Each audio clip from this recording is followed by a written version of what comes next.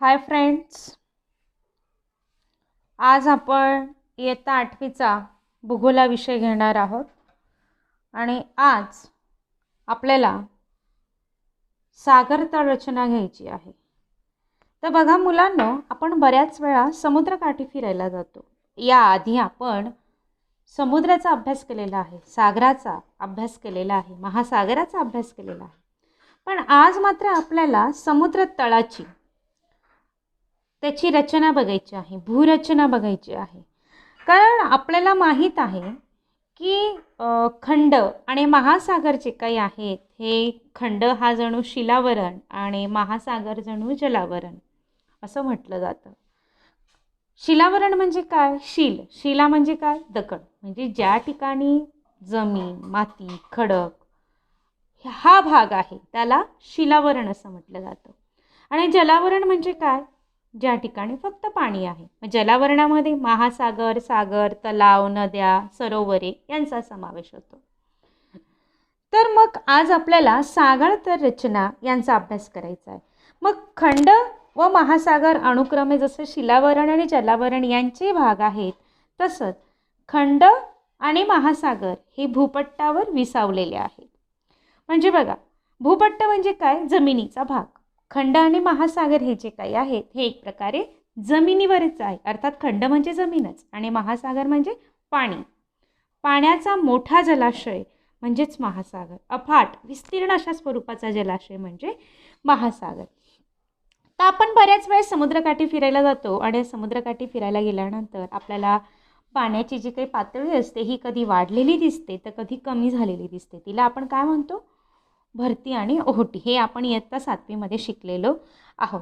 मग मित्रांनो, ओहोटी दरम्यान जे काही महासागराचा पाण्याची पातळी असते ही पातळी कमी असते आणि त्यामुळे त्या किनाऱ्यालगतची जी काही जमीन असते ही किनाऱ्यालगतची जमीन, पाणी खाली असलेली जमीन ही ओहोटीच्या वेळेस म्हणजे ज्यावेळेस समुद्राचं पाणी कमी होतं त्यावेळेस ती जमीन काय होते? उघडी पडते किंवा सहजपणे डोळ्यांना ती जमीन दिसून येते। मग समुद्रातील जे काही खडकावर आदळून जहाजांचा अपघात सुद्धा होतात की नाही? भरपूर वेळा आपण आपल्या इथं टायटॅनिक हे जे काही जहाज आपण त्याची स्टोरी इतिहास आपण बघितला, असं म्हणतात की हे जणू एका हिमखंडाला आदळलं गेलं आणि त्यामुळे त्याचा अपघात झाला किंवा पाण्यामध्ये ते बुडालं। याच्यामध्ये जवळजवळ 2000 लोकांचा मृत्यू झाला होता। असो, म्हणजेच काय, समुद्रामधले जे काही खडक असतात या खडकावर आदळून जहाजांचा अपघात होत असतो, नाही का? मग याच्यातले काही पर्याय बरोबर जर असतील तर त्याच्या खालचे अचूक पर्याय आपल्याला आता निवडायचे आहेत। मग त्याच्या खालचे अचूक पर्याय कोणते? बघा, पृथ्वीचा जो काही पृष्ठभाग आहे जो जमीन आणि पाण्याने व्यापला आहे आणि महासागराच्या तळाशी जमीन आहे, बरोबर की नाही? पृथ्वीचा जो पृष्ठभाग आहे जमीन आणि पाणी या दोघंही घटकांनी व्यापलेला आहे आणि महासागराचा जो काही तळ आहे या महासागराच्या तळाशी काय आहे? जमीन आहे। पाणी समपातळीत राहिले तरी महासागराच्या तळाशी असलेली जमीन मात्र कशी आहे? असमान आहे। आज जमीन आपण बघतोय ती असमान स्वरूपाची आहे। कुठे उंच उंच डोंगर आहेत, पर्वत आहेत, तर कुठे खोलखोल अशा स्वरूपाच्या दऱ्या आहेत, तर कुठे सपाट अशी करण्याची जमीन आहे। पाणी मात्र कसं आहे? समपातळीत आहे। अर्थात महासागराच्या तळाशी असलेली जी काही जमीन आहे ही कशी आहे? असमान आहे। तसंच पाणी आणि जमिनीची पातळी सुद्धा असमान आहे। मग मुलांनो बघा, पृथ्वीवर पाणी आणि जी काही जमीन आहे याचं वितरण कसं आहे? असमान आहे। आपल्याला सगळ्यांनाच माहीत आहे की पृथ्वीवर पाण्याचं जे काही प्रमाण आहे हे जवळजवळ 71% इतकं आहे, नाही का? म्हणजेच काय बघा, सुमारे 71% पृथ्वीचे पृष्ठभाग जो काही आहे हा पाण्याने व्यापलेला आहे। तरी पण पाण्याच्या खाली मात्र जमीन आहे। म्हणजेच पाणी जरी समपातळीत असेल मात्र जमीन समपातळीत नाही, ती कमी अधिक स्वरूपात आपल्याला दिसून येते। 71% भाग पाण्याने व्यापलेला असला तरी या विस्तीर्ण अशा जलाशयाच्या खाली मात्र जमीन दिसून येते। मग पाण्याप्रमाणे मात्र जमीन जी काय आहे ही समपातळीत नाहीये। मग तुम्हाला बघा आकृतीत दिसतंय, आकृतीत तुम्हाला दिसतंय ही जी आकृती आहे नाही का, या आकृतीचा जर विचार आपण केला, ही उंच काय आहे, टेकडी, ही आहे टेकडी, हे आहे पठार आणि हे आहे मैदान. मग या जेव्हा आपण या गोष्टींचा विचार करतो की भूपृष्ठावर आपल्याला दिसणारे जे काही असमान उंचीचे प्रदेश आहे, ती असमान उंचीच्या प्रदेशांचं आपण वेगवेगळ्या भूरूपांमध्ये वर्गीकरण करत असतो, जे तुम्हाला आकृतीत दिसत आहे. मग मित्रांनो, सागर तळ रचना, आज जो आपल्याला महत्त्वाचा भाग बघायचा आहे तो म्हणजे महासागराची तळरचना. मग सागर तळ रचना जी काही आहे, समुद्राच्या खालची जी काही जमीन आहे, ही समुद्र सपाटीपासून असलेल्या खोलीच्या आधारे आणि तेथील जी काही जमीन असते या जमिनीच्या आकारानुसार विचारात घेतली जाते. अर्थात म्हणजे काय बघा, जमीन पाण्याच्या खालची जी काही जमीन आहे ही जलमग्न स्वरूपात आहे आणि म्हणून तिला सागरतळ रचना म्हणून ओळखली जाते. आता जलमग्न म्हणजे काय ते आपण पुढे बघणार आहोत. जसं सागरी पर्वतरांगा आणि पठारे या भागामध्ये जलमग्न हा पॉईंट आपल्याला देण्यात आलेला आहे, त्याच्यात आपण बघणारच आहोत. जलमग्न म्हणजे नेमकं काय, तर सागर तळामधल्या ज्या काही पर्वतरांगा असतात, सागराखालची जी काही जमीन असते, आता तुम्हाला दिसते बघा की सागर तळाखालची जी जमीन असते त्या जमिनीला काय म्हटलं जातं, जलमग्न. मग या महासागराची जी काही खोली असते ना, ही खोली जवळजवळ 3700 मीटर इतकी असते. जे ही जी काही खोली इथं दिलेली आहे ही किती आहे, महासागराची खोली सर्वसाधारणपणे सरासरी 3700 मीटर इतकी आहे. मग महासागरांचा जो काही तळ असतो, हा जो काही तळ आहे, हा तळ हा कसा आहे, उंच सखल अशा स्वरूपात आहे आणि त्यामुळे उंच सखल असल्यामुळे काय होतं, जलमग्न भूरूपांनी मिळून महासागराच्या तळाची भूरचना ही ठरत असते. जलमग्न जे काही भूरूप असतात, जसं धरती पृथ्वीवर जमिनीवर वेगवेगळ्या स्वरूपाची डोंगर असतात, दऱ्या असतात, उंच उंच पर्वत असतात, सपाट जमीन असते, तसेच समुद्राच्या पाण्याखाली सुद्धा किनारा असतो, समुद्राच्या पाण्याखाली खंडांत उतार असतो, सागरी बेटं असतात, म्हणजे अनेक अशा स्वरूपाची भूरूप या तळाशी असतात. मग सागरतळ रचना जी काय आहे ही प्रत्येक महासागरांमध्ये वेगवेगळ्या स्वरूपाची आहे. आता जसं पॅसिफिक महासागर झाला, अटलांटिक महासागर झाला किंवा आपला छोटासा अरबी समुद्र झाला, यांचा जर आपण विचार केला तर या प्रत्येक महासागरांमध्ये समुद्रांमध्ये सागरतळ रचना जी काय आहे ना, ती वेगवेगळ्या स्वरूपाची आहे, भिन्न स्वरूपाची आहे. मग बघा, इथं आपल्याला जगाचा नकाशा दिला आहे आणि या जगाच्या नकाशात आपल्याला दिसतंय की हा वरती आहे आर्टिक महासागर, हा आहे अटलांटिक महासागर, हा आहे प्रशांत महासागर, हा ना आहे हिंदी महासागर.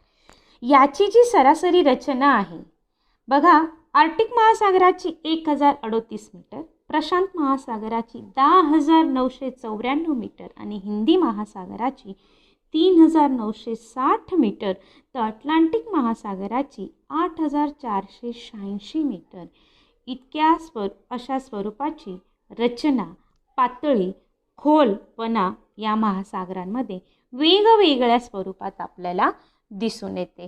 म्हणजेच काय, आपल्याला काय करायचं, आता पुढच्या आकृतीच्या माध्यमातून एक स्पष्टीकरण द्यायचं आहे. स्पष्टीकरण आपण आता करणार आहोत. मग या रचनेमधले जे काही ठळक प्रकार आहेत, पाण्याच्या खालचे, समुद्राच्या अंडरमधले जे काही प्रकार आहेत, हे प्रकार आपल्याला सर्वसाधारणपणे बघायचे आहेत. मग हे प्रकार कोणते, सगळ्यात पहिला म्हणजे भूखंड मंच. सगळ्यात पहिला प्रकार असेल तो म्हणजे भूखंड मंच.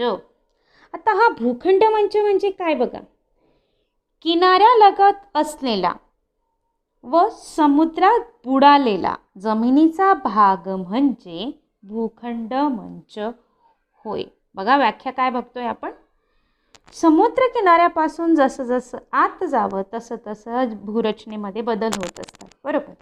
समुद्र किनाऱ्यापासून जसं तुम्ही मध्ये मध्ये पाण्याच्या मध्ये जाल ना, तसे तसे त्या जमिनीच्या स्वरूपामध्ये, भूरचनामध्ये बदल होत जातात. मग भूखंड म्हणजे काय, जमिनी किनाऱ्यालगत असलेली जी काही जमीन असते आणि ही किनाऱ्यालगत असलेली जमीन आणि समुद्रामध्ये बुडालेला भाग ही जमीन दिसते तुम्हाला? ही किनाऱ्यालगतची जमीन आणि याच्या तिकडची जी जमीन आहे जिथं पाणी आज आपल्याला दिसतंय, हा समुद्रामध्ये बुडालेला भाग आहे. यालाच म्हणतात भूखंड मंच. काय म्हणतात याला? भूखंड मंच. मग हा समुद्र तळाचा सर्वात उथळ भाग मानला जातो. हा समुद्र तळाचा काय सर्वात उथळ भाग, वरचा भाग मानला जातो आणि त्यामुळे यालाच समुद्र जमीन असं सुद्धा म्हणतात. आणि या समुद्र जमिनीचा जो काही उतार असतो हा मंद अशा स्वरूपात, याला समुद्र जमीन किंवा समुद्र बुड असं सुद्धा म्हटलं जातं. समुद्र बुड असं सुद्धा म्हटलं जातं किंवा समुद्र जमीन असं सुद्धा म्हटलं जातं. मग याचा जो उतार असतो हा उतार कसा असतो? मंद असतो, कमी असतो. तसंच मुलांनो, हा जो काही भूखंड मंचाचा विस्तार असतो ना, हा सर्वीकडे सारखा नसतो. म्हणजे अनेक जे काही लहान मोठे महासागर आहेत, सागर आहेत, समुद्र आहेत, या ठिकाणी असलेला जो काही भूखंडाचा विस्तार आहे भूखंड मंचाचा, हा मात्र सारखा नाही. तो प्रत्येक ठिकाणी वेगवेगळ्या स्वरूपात आपल्याला दिसून येतो. काही खंडाच्या किनाऱ्याजवळ तो अरुंद स्वरूपात आहे, तर काही खंडाच्या किनाऱ्याजवळ तो शेकडो किलोमीटरपर्यंत रुंद पसरलेला आहे. भूखंड मंचाचा विस्तार हा सगळीकडे सारखा नाही आहे. मग काही ठिकाणी काय झालं आहे? बऱ्याच ठिकाणी या खंडाचा जो काही किनाऱ्या भाग जो आहे हा अरुंद आहे, कमी आहे. तर काही ठिकाणी मात्र हा शेकडो किलोमीटरपर्यंत पसरलेला दिसून येतो. मग याची जी सर्वसाधारण समुद्रसपाटीपासून जी उंची खोली असते, ही खोली जवळजवळ 200 मीटरपासून असते. समुद्रसपाटी म्हणजे काय? समुद्र तळाची जमीन, जी जमीन असते समुद्र तळाची, या जमिनीपासून 200 मीटरपर्यंत याची खोली असते. म्हणजे कोणाची? भूखंड मंचाची. तर मुलांनो, हा जो काही भूखंड मंच असतो, हा भूखंड मंच मानवाच्या दृष्टीने अत्यंत महत्त्वाचा मानला जातो. कारण जगामध्ये मासेमारीचे विस्तृत क्षेत्र जे काही आहे ना, या भूखंड मंचावरच आढळतात. त्यामुळे भूखंड मंच हा मानवी दृष्टीने महत्त्वाचा मानला जात असतो. कारण मासेमारी करण्यासाठी याचा वापर मोठ्या स्वरूपात केला जातो. भूखंड मंच हा जो काही भाग असतो, हा भाग उथळ असल्याने सूर्यकिरण तळापर्यंत सहज पूर्ण समुद्र तळाशी नाही, तर भूखंड मंचापर्यंतच या भागावर सूर्यकिरण पोचत असतात समुद्राशी. आणि त्यामुळे तेथे शेवाळ आणि प्लवंक यांची निर्मिती होते. हा जो काही भूखंड मंचाचा भाग असतो, म्हणजे बराचसा भाग हा किनाऱ्यालगतचा असतो आणि जो समुद्राच्या पाण्यामध्ये बुडालेला असतो त्याला म्हणतात भूखंड मंच. मग ह्या भागामध्ये सूर्यकिरण हे पूर्णपणे तळापर्यंत पोहोचतात आणि त्यामुळे तिथे शेवाळ, माहिती आहे तुम्हाला, शेवाळ म्हणजे एक वनस्पती असते, शेवाळ आणि प्लवंक यांची निर्मिती या ठिकाणी होत असते. शेवाळ आणि प्लवंक याची निर्मिती त्या भूखंड मंचावर होत असते आणि त्यामुळे काय होतं? हे माशांचं खाद्य असतं आणि माशांचं खाद्य असल्यामुळे या ठिकाणी अन्नाच्या शोधामध्ये मासे या ठिकाणी नेहमी येत असतात.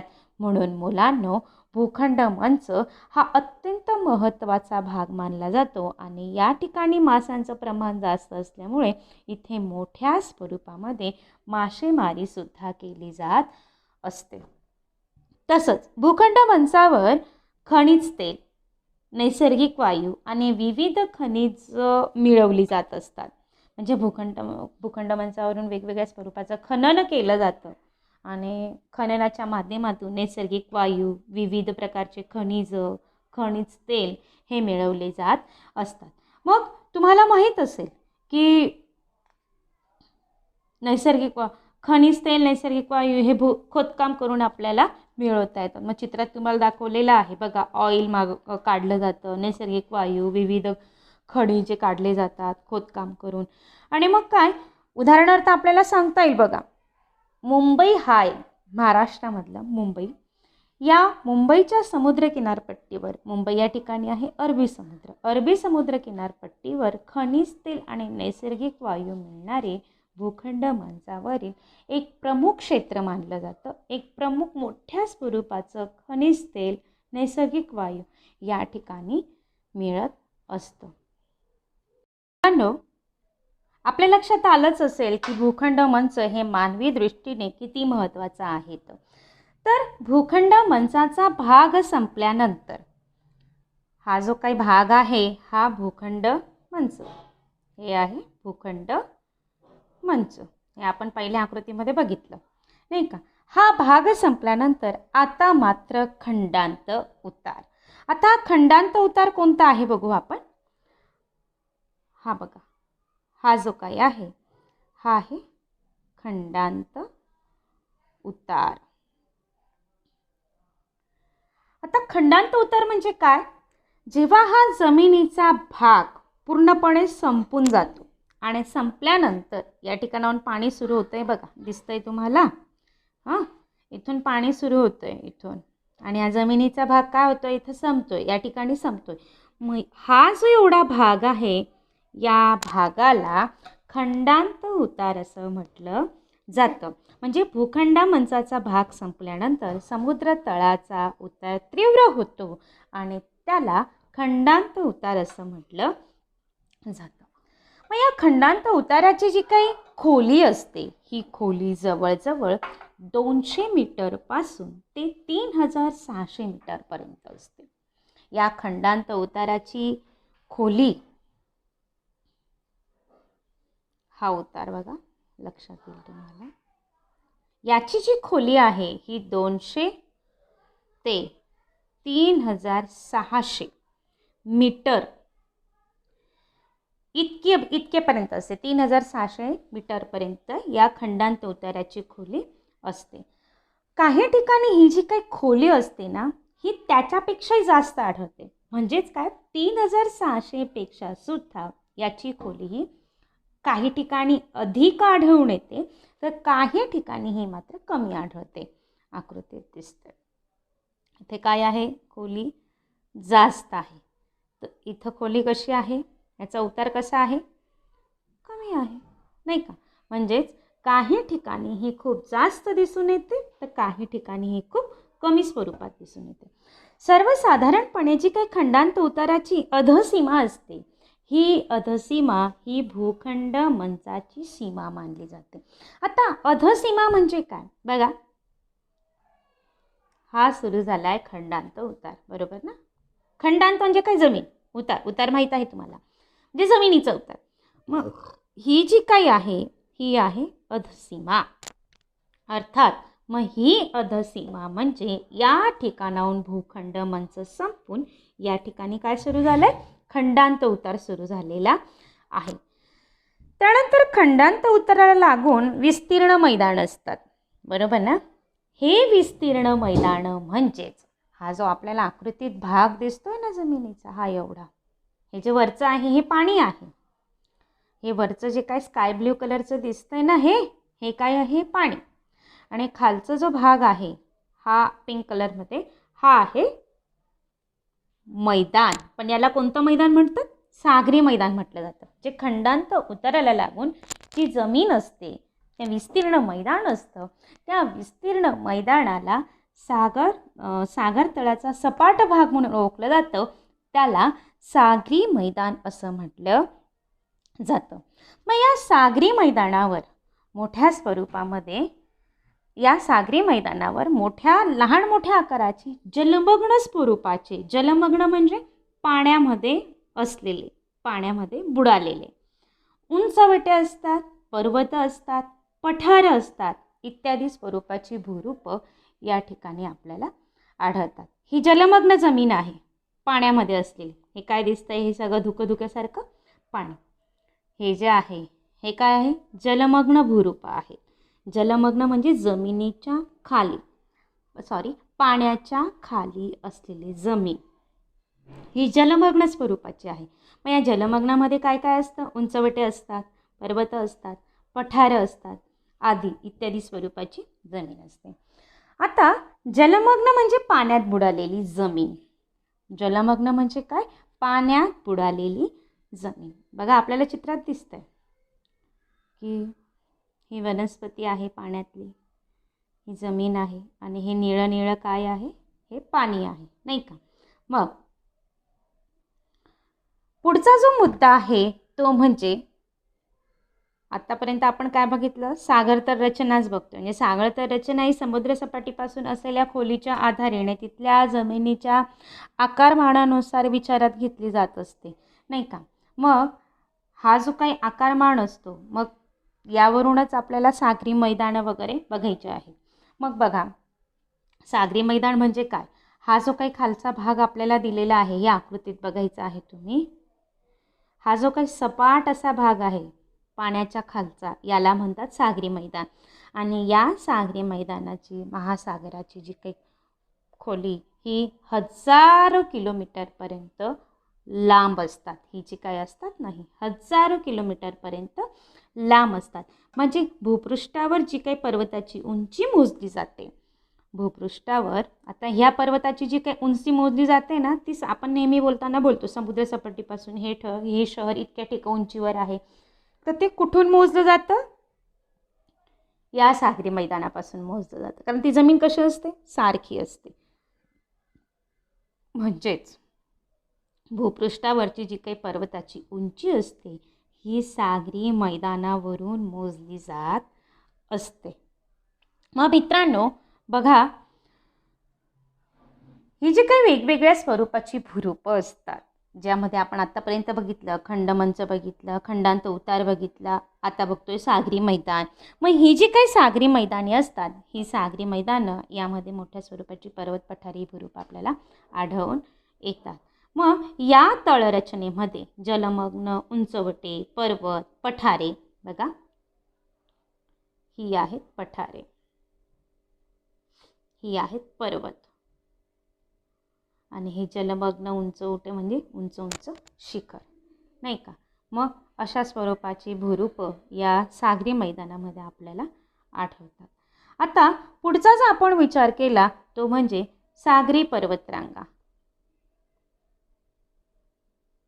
चित्रात आपल्याला दिसतंय मुलांनो की सागर तळावरचे जे काही पर्वतरांगा असतात, या बघा, हे जलमग्न म्हणजे समुद्राच्या आत असलेले पर्वत, समुद्राच्या आत आहेत की नाही, त्यातल्या पाण्याच्या खाली आत असलेले पर्वत, हे झाले जलमग्न पर्वत. मग आपण जी समुद्रातली बेटं पाहतो ती बेटं काय असतात, मग समुद्रातली असतात. पर्वत शिखर असतात. पर्वताच्या आपण जी समुद्रातली बेटं पाहतो ती बेटं म्हणजे समुद्रातली बेटं असतात. आणि ही बेटं कशी असतात, या पर्वताच्या चारही बाजूला पाणी असतं आणि जणू ही पर्वताची शिखरं हे बघा वरती आलेले असतात. हे झाले बेट. जसं आपल्या इथं भारताचा आपण विचार केला तर अंदमान निकोबार बेट, नाही का. मग आईसलँड अटलांटिक महासागरामधलं हे एक महत्त्वपूर्ण बेट आहे. अंदमान निकोबार हे भारतातलं आहे, बंगालच्या उपसागरातलं बेट आहे. हे काय झाले, हे बेट झाले. बेट म्हणजे काय, समुद्राच्या म्हणजे समुद्राच्या वरती आलेली जी काही जमीन असते, पर्वतरांगाच्या शिखरांचा काही भाग हा समुद्राच्या पाण्याच्या वर आलेला असतो, त्याला बेट म्हणून ओळखलं जातं. मग तुम्हाला चित्रात दिसत असेलच, नाही का. आईसलँड अटलांटिक महासागर आहे, अंदमान निकोबार बेटं आहे, बंगालच्या उपसागरातली बेटं आहे इत्यादी. मग काही सागरी उंचवटे जे काय असतात, या उंचवट्यांचे माथे हे सपाट आणि विस्तृत स्वरूपात दिसून येतात, त्याला सागरी पठार असं म्हणतात. सागरी उंचवटे जे काय असतात, हे उंचवट्यांचं जी काही जमीन असते ही कशी असते, लांबपर्यंत गेलेली असते सरसपाट, आणि ते कशा असतात, सपाट असतात, विस्तृत अशा स्वरूपामध्ये ते पसरलेले असतात, ज्यांना सागरी पठार असं म्हटलं जातं. त्यांना काय म्हटलं जातं, सागरी पठार, सागरी पठार असं म्हटलं जातं. मग मुलांनो उदाहरणार्थ आपल्याला सांगता येईल की हिंदी महासागरातलं छागोसचे पठार, हिंदी महासागरामधलं छागोसचं पठार, काही उंचवट्याचे माथे हे सपाट असतात आणि सपाट असल्यामुळे त्यांना सागरी पठार असं म्हटलं जातं. मग हे जे काही आहे ना, हे या ठिकाणी पसरलेलं हे काय आहे? पठार आहे. ते कोणत्या महासागरामधलं आहे? हिंदी महासागराचं. त्याचं नाव आहे छागोसचे पठार.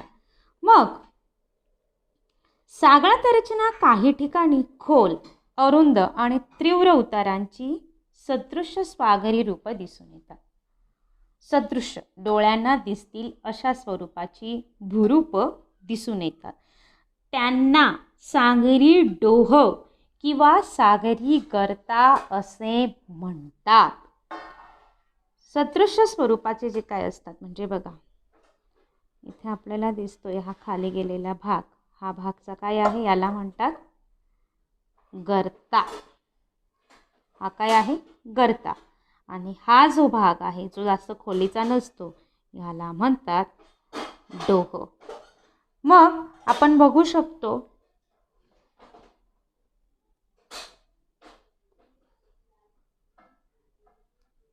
मरियाना गर्ता हा जो काय आहे हा पॅसिफिक महासागरातला सर्वात जास्त खोलीचा गर्ता म्हणून ओळखला जातो. मुलांनो, गर्ता म्हणजे काय बघा,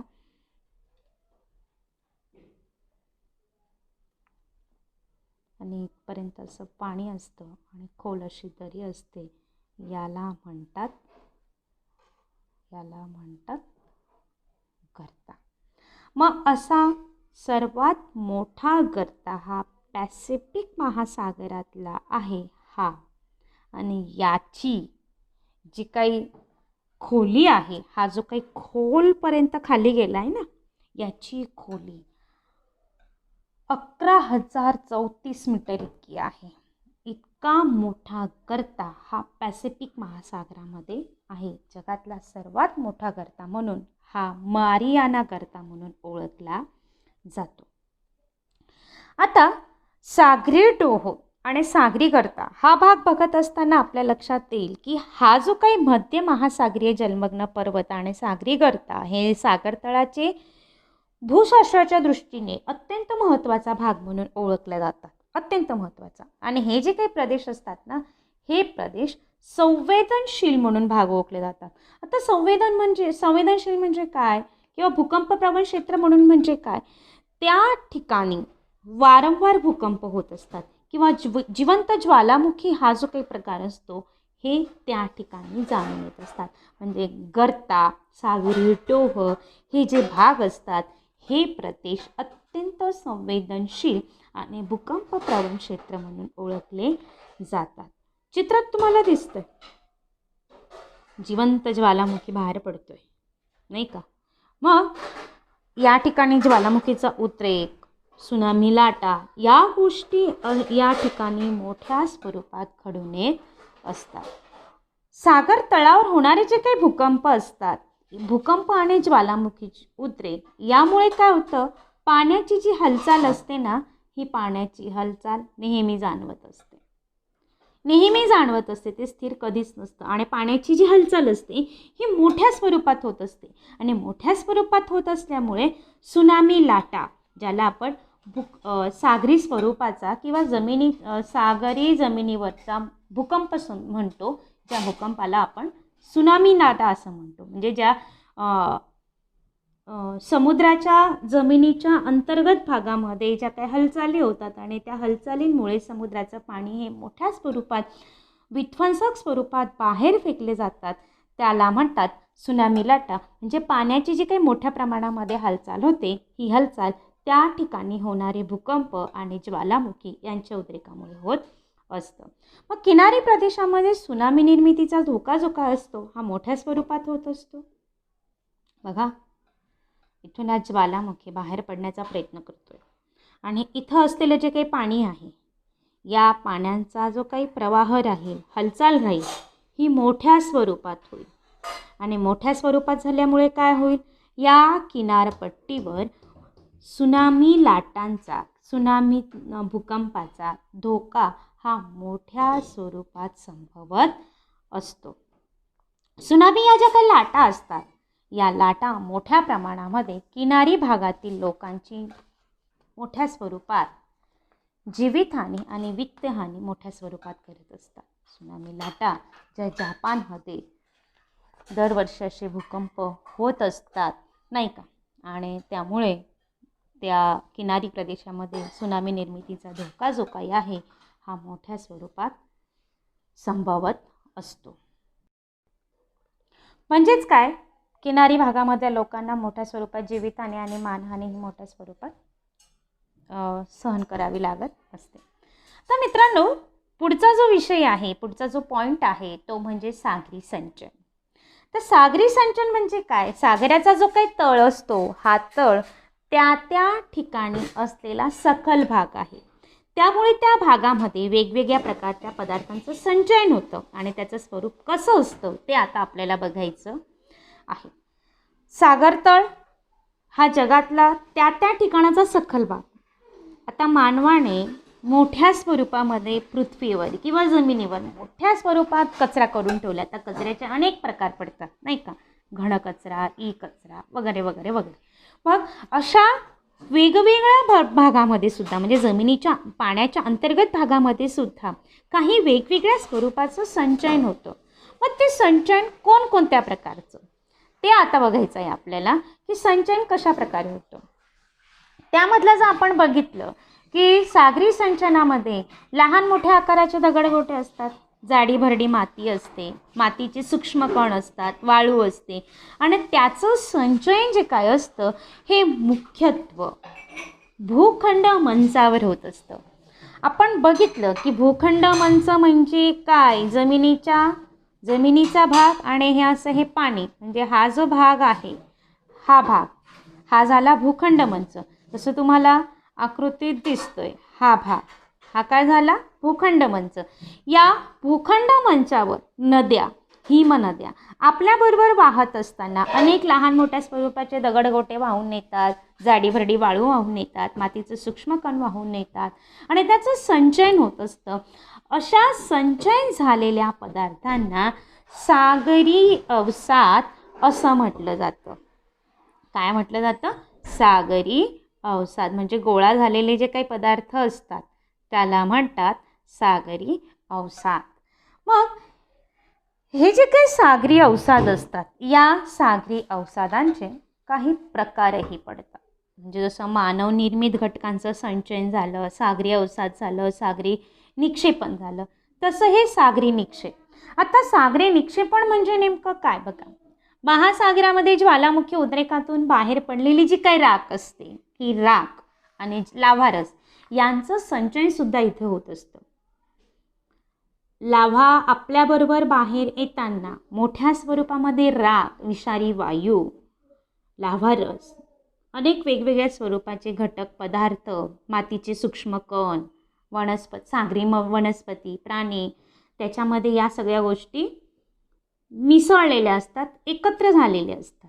आणि हे सर्व जे काही अतिसूक्ष्म कणांचं मिश्रण असतं या अतिसूक्ष्म कणाच्या मिश्रणाला सागरी निक्षेप असं म्हटलं जातं. ते जे काही सागरी निक्षेप असतं हे स्मूथ अशा स्वरूपाचा चिखल असतो, मृदू अशा स्वरूपाचा चिखल असतो. चिखलाच्या स्वरूपामध्ये हे सागरी निक्षेप असतं आणि या सागरी निक्षेपामध्ये साधारणतः वनस्पती आणि प्राण्यांचं जे काही प्रमाण असतं हे साधारणतः 30% इतकं असतं आणि म्हणून या मृदू चिखलाला सागरी निक्षेप असं म्हटलं जातं. आता पुढचा जो घटक आहे तो म्हणजे मानव निर्मित घटकांचं संचयन. आतापर्यंतच्या इतिहासामध्ये जर आपण विचार केला मित्रांनो, तर मानव ज्या ज्या ठिकाणी गेलाय ना त्या ठिकाणी तो कचरा करून आलाय, त्या ठिकाणी तो कचरा करून आलेला आहे. मग तो अवकाशात जरी गेला असेल तरी त्या ठिकाणी कचरा तो त्या ठिकाणी मोठ्या स्वरूपात करून आलाय. जमिनीवर, पृथ्वीवर तर मोठ्या स्वरूपात कचरा केला आहे. मग ते प्लॅस्टिक असो, घन कचरा असो, किरणोत्सारी पदार्थ असो, टाकाऊ स्वरूपाचे रसायनं असो, प्लॅस्टिक, म्हणजे ज्या ज्या ठिकाणी मानवाने पाऊल टाकला आहे, मग तो चंद्र, मंगळ, अवकाश, स्पेस ज्याला आपण म्हणतो, त्या ठिकाणी मानवाने मोठ्या स्वरूपात कचरा केलेला आहे. मग सागरी अवसाद आणि सागरी निक्षेप याशिवाय मानव निर्मित जे काही घटक असतात, ज्याचं संचयन जो मोठ्या स्वरूपात समुद्रामध्ये गोळा होत असतो. आपण समुद्रकिनारी फिरायला जातो आणि त्या ठिकाणी फिरायला गेल्यानंतर चिप्स, कुरकुरे हे खातो आणि ते रॅपर आपण त्या ठिकाणीच टाकतो. मग याच्यातून निर्माण होणारा जो काही प्लॅस्टिक कचरा आहे, तसंच नद्या आपल्याबरोबर वाहून नेताना जो काही कचरा वाहून नेतात वेगवेगळ्या स्वरूपाचा, ज्यामुळे जलावरणाला प्रदूषणाचा मोठ्या स्वरूपाचा धोका निर्माण होतो. आणि त्यामुळे काय होतं, सागराची जी काही जीवसृष्टी आहे, तिथलं जे काही पर्यावरण आहे, या पर्यावरणाला अत्यंत हानी पोचत असते. मग याचं प्रदूषण कमी करण्यासाठी उपद्रव्य मूल्य जे काही आहे, म्हणजे याचं प्रदूषण कमी करण्यासाठी मानवाने काळजी घेणं गरजेचं आहे. मग सागरी अवसाद आणि सागरी निक्षेप याशिवाय मानवनिर्मित घटकाचं संचयन सागरामध्ये होत असतं. सांडपाणी, घनकचरा, किरणोत्सारी पदार्थ, आणि यामुळे काय होतं, जलावरणाच्या प्रदूषणाला धोका निर्माण होतो आणि हे पदार्थ सागरी जीवसृष्टी आणि तेथील पर्यावरणाच्या दृष्टीने अत्यंत हानिकारक आहेत. आणि त्यामुळे प्रदूषणकारी घटकांचं प्रमाण कमी असूनही हे उपद्रव मूल्य याचं अधिक आहे. म्हणून मानवाने किंवा आपण तेवढी काळजी घेतली गेली पाहिजे. अशा स्वरूपाने मित्रांनो, हा पाठ या ठिकाणी संपलेला आहे. जर काही शंका असेल तर तुम्ही ते ग्रुपच्या माध्यमातून किंवा पर्सनली विचारलं तरी काही हरकत नाही आहे. धन्यवाद.